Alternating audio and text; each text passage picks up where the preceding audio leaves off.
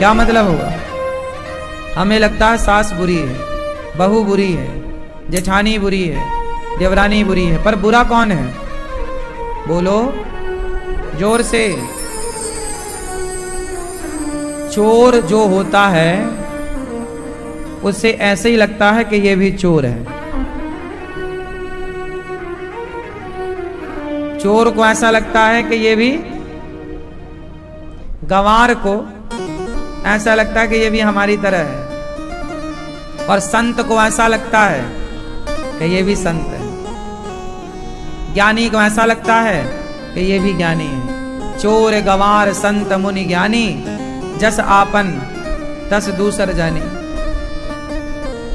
जब आप अच्छे होंगे तो आपको सब अच्छे दिखेंगे, जब आप बुरे होंगे तो आपको यदि कोई बुरा दिख रहा है मतलब वो बुरा है कि नहीं, इसकी तो मैं गारंटी नहीं लेता, पर तुम बुरे हो क्योंकि तुम्हें बुराई दिख रही है।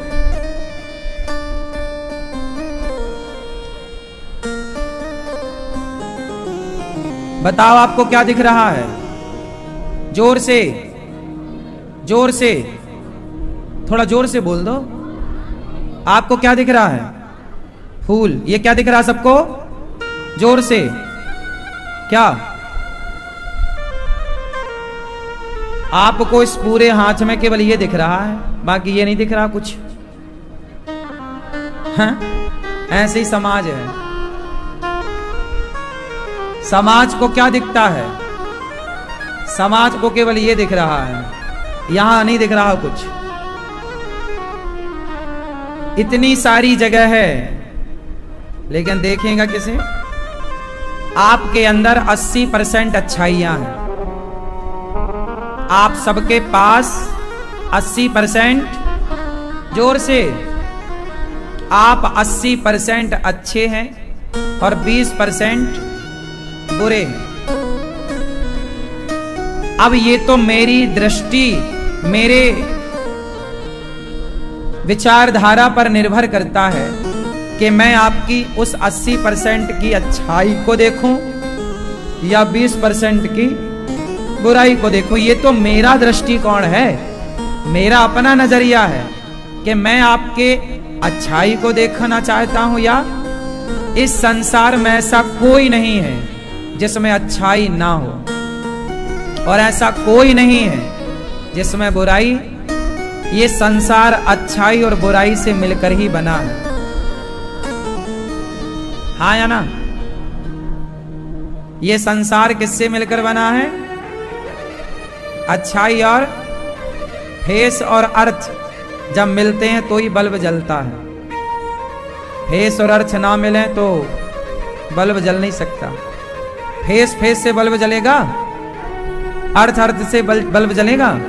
फेस और अर्थ दोनों मिलेंगे तब बिजली का कोई भी उपकरण चलेगा। क्यों? बात सही है?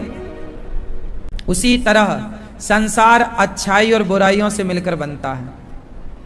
कितने लोग इस बात से सहमत हैं कि संसार अच्छाई और बुराई दोनों से मिलकर बना है? हाँ, किसी के भीतर अच्छाई ज्यादा है तो किसी के भीतर बुराई ज्यादा है, पर हैं दोनों। अब ये तो हमें डिसाइड करना है कि हम देखें क्या। इसलिए हम आपकी बुराई क्यों देखें? 80% आप में जो अच्छाइयां हैं हम वो देख लें, 20% बुराइयां हम क्यों देखें? तो यदि मैं अच्छा हूं तो मैं आपकी अच्छाई देखूंगा, और मैं बुरा हूं तो मैं आपकी।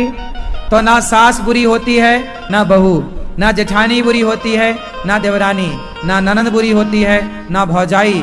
देखने वाले का नजरिया ही बुरा होता है, इसलिए वो कहता है कि ये बुरा है। यदि आप अच्छे नजरिए से देखो तो फिर अच्छा है सब, सही है। तो स्त्रियों को कौन सताता है ज्यादा? जोर से। स्त्रियां। आपको सताने वाली कोई ना कोई स्त्री ही होगी, वो किस रूप में होगी ये मुझे नहीं पता, पर होगी कोई स्त्री।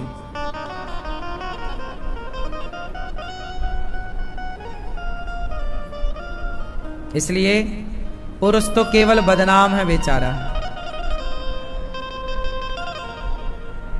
क्यों? सही है? ये सताते हैं आपको क्या? नहीं,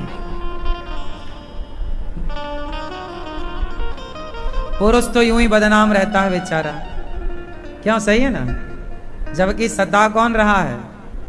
यदि स्त्रियां ही स्त्रियों का सम्मान करने लग जाए तो क्या मजाल की कोई तुम्हारा बाल भी बांका कर ले। स्त्रियां ही स्त्रियों का सम्मान नहीं करती। क्यों?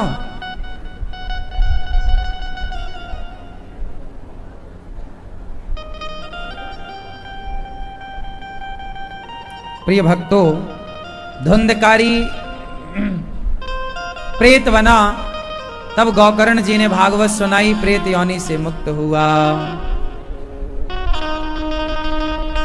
जन्माद्यस्य यतोऽन्वयादितरतस् चार्थे स्वभिज्ञः स्वराट् तेने ब्रह्म हृदयादि कवये मुह्यन्ति यत्सूरयः तेजो वारिमृदां यथा विनिमयो यत्र त्रिसर्गो मृषा धाम्ना स्वेन सदा निरस्तिकुहकं सत्यं परं धीमहि। सत्यं परं धीमहि।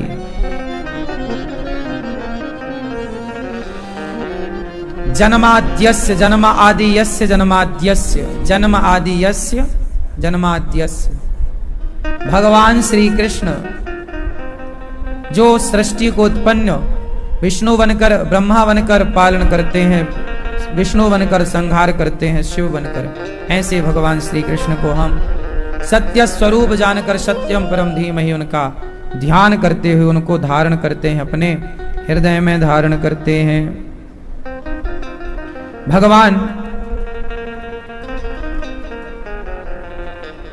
धर्मः प्रोज्झित कैतवोत्र परमो निर्मत्सराणां सतां वेद्यं वास्तवमत्र वस्तु शिविदं तापत्रयोन्मूलनम्। श्रीमद्भागवते महामुनिकृते किं वा परैरीश्वरः सद्यो हृद्यवरुध्यतेऽत्र कृतिभिः शुश्रूषुभिस्तक्षणात्। भगवान धर्म की स्थापना करने के लिए आते हैं। निगम कल्प तरुर्गलितम फलम शुक मुखाद मृतद्रव संयुतम पिबत भागवतम रसमालयम मुहुरहो रसिका भुवि भावुकाः। ऐसे सुखदेव भगवान जो वेदों का सार सार हम सबके लिए भागवत जी के रूप में संजो करके रखते हैं, ऐसे सुखदेव भगवान को हम प्रणाम करते हैं। भागवत जी में कुछ प्रश्न हैं, कुछ सवाल हैं। भागवत जी प्रश्न और उत्तर का एक अद्भुत मिलन है। ऐसा कोई प्रश्न नहीं है इस धरती का जिस प्रश्न का उत्तर भागवत में ना हो। ऐसा कोई प्रश्न नहीं है इस धरती का, आप ऐसा कोई प्रश्न पूछ ही नहीं सकते, ऐसा प्रश्न ही नहीं बना जिसका उत्तर भागवत जी में ना मिल जाए। चाहे वो आज की आधुनिक बातें हो, विज्ञान की बातें हो, साइंस भरा पड़ा है। आश्चर्य मानेंगे आप, घड़ी बनाने का हिसाब किताब भी भागवत जी में है। किस तरह समय की गणना हुई, किस तरह समय का हिसाब हुआ, ये सब कुछ विज्ञान भागवत जी में है। ज्ञान, विज्ञान, पाताल, आकाश, क्या छूटा है भागवत जी से? पाताल की बातें, आकाश की बातें, आज जहां साइंस पहुंचा नहीं वहां की बातें, अभी 1,00,000 साल तक साइंस अभी जहां नहीं पहुंचेगा वहां तक की बातें भागवत जी में लिखी हैं। इतने एडवांस हमारे ऋषि मुनि थे। अच्छा बताओ, अभी विमान है फ्यूल डलता है उसमें ना, डीजल पेट्रोल, तब चलते हैं। क्या बिना डीजल पेट्रोल का कोई विमान है भारत में या दुनिया में? हवाई जहाज, हेलीकॉप्टर, क्यों? क्या बिना डीजल पेट्रोल का कोई है? नहीं। पर भागवत जी में के विमान का वर्णन है, उस विमान का नाम है कामक विमान। कौन सा विमान? जोर से, कौन सा? कामक। कामक उसका नाम इसलिए पड़ा क्योंकि वो डीजल पेट्रोल से नहीं चलता। वो कामक मतलब कामना, जो आप कह दोगे वो वहां पहुंच जाएगा, जहां कह दोगे वहीं चला जाएगा पल भर में। मन के वेग से चलता है, जितना तेज मन। अब देखो ऐसा कौन सा विमान है जो मन के वेग से चलता हो? इस टेक्नोलॉजी तक कब तक पहुंचेगा विज्ञान? तो साइंस को अभी लाखों साल लग सकते हैं, फिर भी संभावना नहीं है कि वो यहां तक पहुंचे। जिस तक हमारे वेद पुराण पहुंच चुके हैं, आज के विज्ञान से हमारे ऋषि मुनियों का विज्ञान बहुत आगे था, इतना आगे कि वहां तक विज्ञान पहुंच ही नहीं सकता। क्यों? इसलिए भागवत में ऐसा कोई प्रश्न नहीं है, कोई भी सब्जेक्ट ऐसा नहीं है जिसका उत्तर भागवत जी में ना हो।